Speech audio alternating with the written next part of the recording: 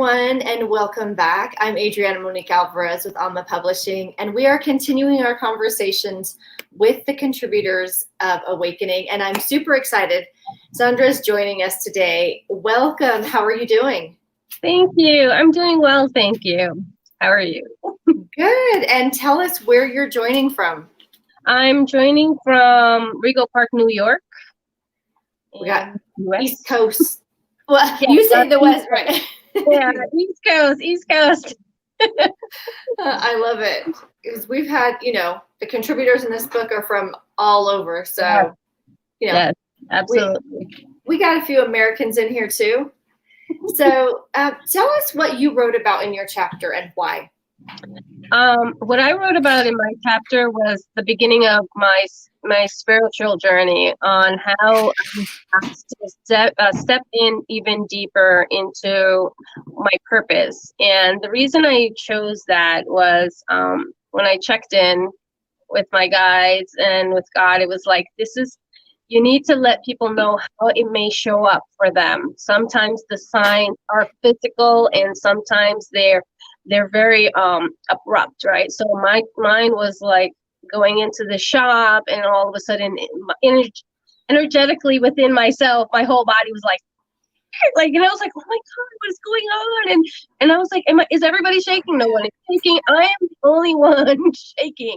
And it was like, can they hear it? But my voice was calm, my body was still, but inside of me, but it was because it was like, you need to pay attention. This person's energy is so toxic that it's physically moving your own energy, and I'm asking you to realize that's what's happening. And it was like, oh, step out. And then it was out of nowhere, it was like, you need to go in deeper. Like, you need to figure out what is really going on. And then that's how that whole thing began. So I talk about how specific soul journeys, like things that we're holding on to within our body, that is being asked to be looked at, right? Not only for ourselves, but for our ancestors and our lineage and all of that, because it is a part of our soul. Like, our soul is thousands of years old and our ancestors are thousands of years old. So the part that I spoke about was forgiveness. Forgiving my ex-husband, because I was in a domestic violence relationship. So it was like forgiving that person on a deeper level, not only for myself, but all my ancestors, all my lineage, because they all showed up in my session, and how it has a physical component. Because right after that, I ended up getting like bronchitis, straight into pneumonia. And then how, like, because I always say, God has jokes. He likes to test you, right? So like 4 months later, after I went through all of that, it was like he appeared out of the blue. I haven't heard from him for like 16 years. And he texts me randomly. And I just laughed, right? Because I know how God works. And I was like, really, God? Wow, you got jokes. And it was like to see, are you still energetically attached to that story? And for me, it was like, oh. And I said, I want to thank you for everything you've done, for your part of your of what you've done for me and my story. I wish you the best. I'm sending you so many blessings. I hope that all the things are still going beautifully for you. And then he decided that he was sending angry texts, right? Like, it was just like, oh, and I would laugh, right? And I was like, I'm so over you. So over you. I'm so solid. I was like, you know what? I really don't have time to entertain whatever your issues are. Again, I'm just sending you so many blessings. You take care. Yeah. You take care. And because God has even bigger jokes, I kid you not, 2 months later, he sends another text, right? And I was like, really, God? I was like, yeah. I looked at it and I just sent it off. I was like, you know what? I'm cutting this off, but I'm sending you so much love and blessings that you find what you're looking for. And I deleted that. And then that was the end of that. But it was like a test to see, are you still energetically attached? And I had no feelings to it. It was like the weirdest thing. I was like, because usually I would see the name or whatever and you feel it. And it was like, yeah, nothing. And I was like, I'm winning. Yeah, exactly. I love it. Yeah. So, when you talk about these soul journeys and going to specific points of time, specific stories, things that, we hold, we make decisions, we make agreements, whether or not we realize that. What do you think is the best first step? Maybe there is that person or that situation and it feels like it's this recurring thing, right? It's this pattern. What is a good first step?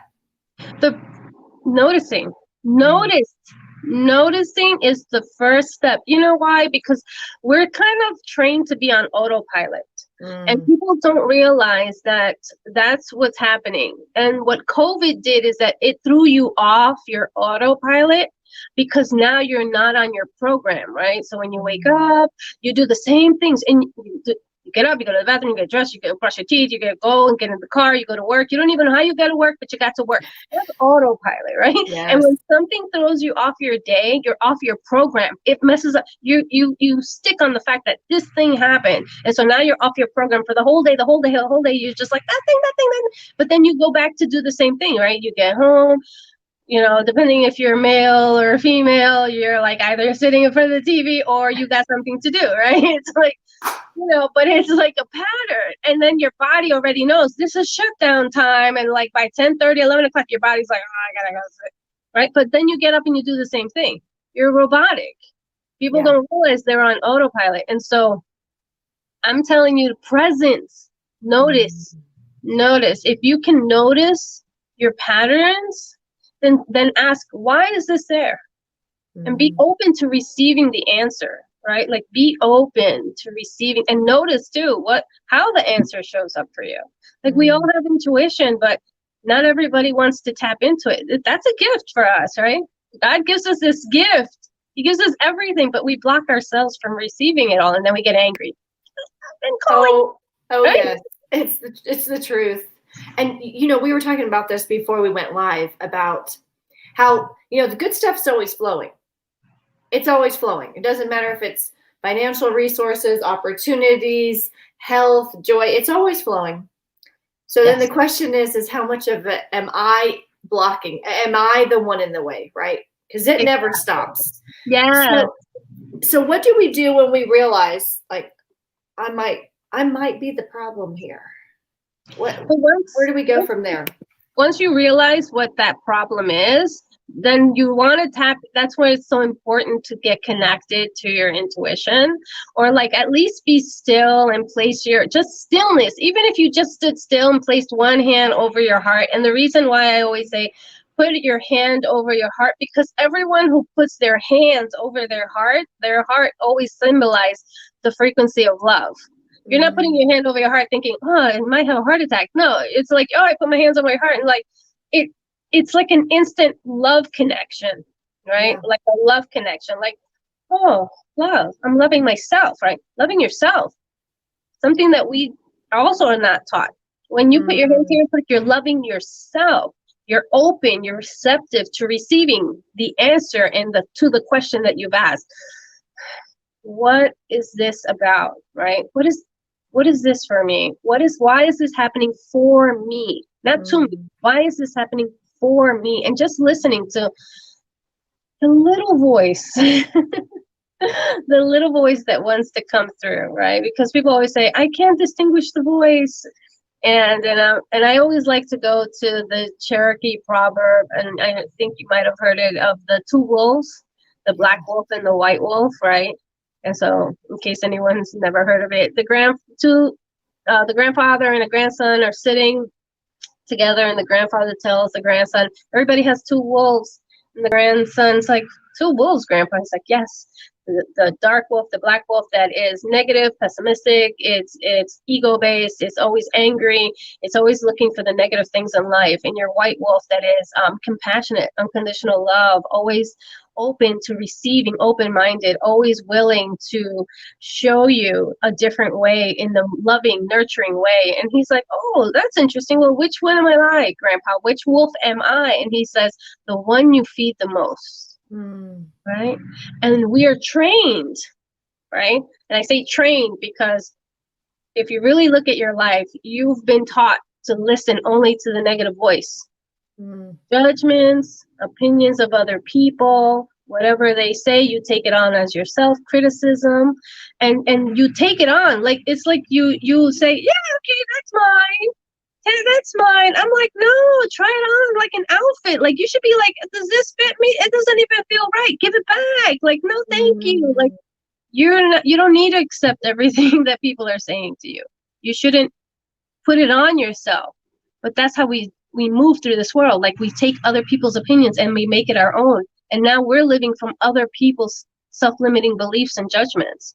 You have to have discernment, decide, like, do I really want to take that opinion? Does that really identify me? You're the best person to ask. Ask yourself, like, check in, and notice, right? So noticing the triggers. I trigger a lot of people. I don't know anything about that. No, thank you. People, it's like, what, because they're like, oh, you're just so positive and you're just so this and you're just, I'm like, but what's your alternative? And I'm like, well, what's your alternative?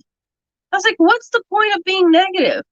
Yeah. What would be the point when being positive can lift up so many people? If you're angry, ask yourself why you're angry. Oh, because of this or that. Really? No, check within yourself to see what triggered you to be angry. I promise there's a story in there. And when you allow that story to show you, where did you learn that? Who told you that? Where did you get that from? Is it from this life? And if it's from here, where else did you get it from? What other past life? Right? Because there's like roots from other lifetimes and you want to get rid of. But it's like, ask, you are the divine channel. People are like, oh no, we're all divine channels. If we all allow ourselves to open up and tap in, we're all meant to be these divine channels. But we block ourselves, right? We block ourselves from what we allow other people to tell us and what we are and what we're not. So true. You know, this just happened yesterday. My boys had, I won't say exactly who, but some friends came over and they told my boys this story about how there was like a toy, right? A doll. And they told them, oh, this is haunted. This is scary. This is going to come get you at night, right? And so then I couldn't figure out why my boys wouldn't go, to bed. They wouldn't go to the bathroom by themselves. And so I started digging, found that story, right? And that's what I told them. Did you believe that before you were told that? Did you have a bad feeling before that? You can't take on what everyone tells you, right? And it was such an interesting conversation because it was this very similar thing. It was like, oh yes, put yourself back in the driver's seat. Now you get to decide, is this true? Is this true for me? And, one of the things that you were talking about before we went live was how usually at a pretty young age, we pick up from somewhere that if we buy into these things and we please the people around us, right, that's the best path and route for us. And so I know that you had this realization like, oh, if I'm good and if I please, if I nod my head and say yes, and I would say that most of us have had that one way or another. When you take your clients through these soul journeys, do you find that is a big component that you have to look at? Yeah, that is definitely a big component that I have to look at, which is why it requires me to do several journeys, because we have to tackle each and every one of them. And most of the time, it's not only in this lifetime, but it's also contributed to the main source in the past life, because you're bringing that, right? The people think that your soul is like 1 day old. I'm like, no, your soul is thousands of years old. Your soul is wants to experience things, but as it's experienced, it also wants to heal things, remove things, transmute things, let go of things. It depends on what the soul is seeking. But most of the time, it's like, if that story is showing up for you, and especially if it's a pattern, it's really asking you to look at this. I need you. Let's remove this. Let's let this go. Let's heal this, so we don't have to come back in our next life and have to deal with it. When I heard that, I was like, I got to work on all my stories because I don't want to bring all that back. Seriously. I say that all the time. You know what? Let's not do this. Let's not do it more times than we need to. All right.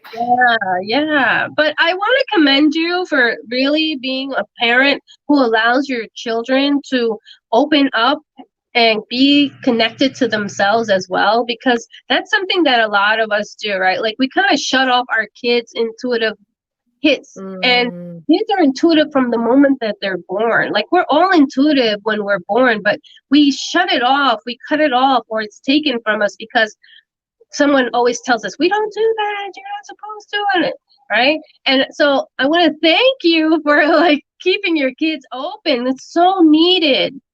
Your children's intuitive gifts are so needed. Like all the gifts are needed. But I just wanted to say that because it's so important as a parent. You know, I nurture my kids too. Like once I knew, it was like, I'm on it. I was like, let's do this. I was like, how do you feel? Let's talk about it. We celebrate everything. We definitely celebrate mistakes. Like, you messed up? Yes, good for you. And I'm like, awesome. Now, what do you want to do? And I always bring the question back to them because I want her to understand that she is the one that can navigate and fix and heal whatever needs. Not me. I'm the parent. I'm only here to hold a loving container. I'm not here to put my self-limiting beliefs on you. Sure, maybe some things are like, but I'm not. It's not coming out of my mouth. It's like I'm holding it in because that obviously that's a trigger for me growing up, and I could see the trigger. I'm like, oh yeah, when that happened to me, when my mom did that, and I don't do that to her. So I'm just like, oh, and so how can I support you? How can I support you? How do you want to navigate through this? Yes. Right? And it's like, okay, and listening, but she's like, I got it, Mom. I already spoke to the teacher. I already did this. I already got, and I'm like, oh, and I'm deep down, I'm like, I'm like, oh, that's awesome. That's awesome that you're taking the proactive steps. You're doing all this. She's like, yeah, Mom, I got it for you. Don't worry. It's all good. And I'm like, oh, thank you. Like, I thank her. I was like, and I apologize if like, and I tell her, I'm sorry if I've ever, did not pay attention when you needed my full attention. I will do better. Apologizing to your kids, that's a necessity. Oh yeah. Okay. You gotta own your mistakes. And so I tell her, I apologize if I ever made you feel like you weren't seen or heard or witnessed or anything at all. But please know that I will always be here. I will be vigilant. I will do better, to really listen and help you in any which way that I can. Right. And she was like, thank you, Mom. I appreciate that. And so because my husband and I are, I'm the one that she goes to because he's blocked off. He's not awakened. And I'm awakened. So that's like a whole different jam right there. And it's like, yeah, okay. Like he's a little bit, but I don't force it on him because he doesn't want to. So it's like, I'm not here to make you do what you don't want to do. Exactly. I'm here to just witness. Yes. But I have boundaries. So it's like, no. I don't know what this is, but it really has nothing to do with me. So I am now stepping out of the container. It's like I'm out. And he's like, okay, that means I gotta get away from me. Like, yes. Yes. And I boundaries. I love what you said too about how you guide your children. And it's very similar how you do your clients, right? At the end of the day, you're reminding them that they're capable. Yes. All I'm doing is helping you clear out things that may be hindering you. And I say, we're like onions. All we're doing is peeling back the layers. And every time you peel back the layers, you amplify your gifts. You become more intuitive. Your gifts show out even more. More transformations begin. There's some boundaries that kick in. The love for yourself and the respect for yourself, that becomes solid. I'm all for that. It's like, you're solid. And you move through the world on a different level. Like literally, your frequency is different. And you will look at people and you'll say to yourself, wow, what's that all about? Like, yeah, I don't want any of that. And that for me is always like, yay, because you do, and then you have to pat yourself. There'll be things that happen and you have there's no triggers, like no emotional attachment. And you're like, my God, that used to bother me. And I'm so over it. That's when you gotta celebrate yourself, be your own cheerleader. It's like, yes, I'm growing. Yes, I'm so, and it's like, if you have to like, before this call, I was talking to my higher self in the mirror. I was like, we got this. Exactly. I love it. It's so true. It's so true. Sandra, I really appreciate what you contributed in this book and the work that you do. Yeah. This, like you said. Yeah, and I'm grateful for this creation that you've created. I mean, it is so needed. It came in divine timing. So thank you for listening and receiving the guidance to allow us to be able to share our gifts in your book, in this creation. Thank you. It's my pleasure. Thank you so much. And I want to remind everyone, if you have not picked up your copy of Awakening, you can get it on Amazon. Go to the table of contents, find this chapter on soul journeys. It's so powerful. And I love that you've given ways that people can take themselves through this as well. And then they can always contact you if they want to, extra support. Because like you said, there's many journeys that we're going to go on. Also, if you would like to be in our next book, Visionary, I will put a link to the application. We would love to hear your story. Until next time, big hugs from Colorado. Keep up the good work. I love it. Talk to you soon. Bye. Thank you.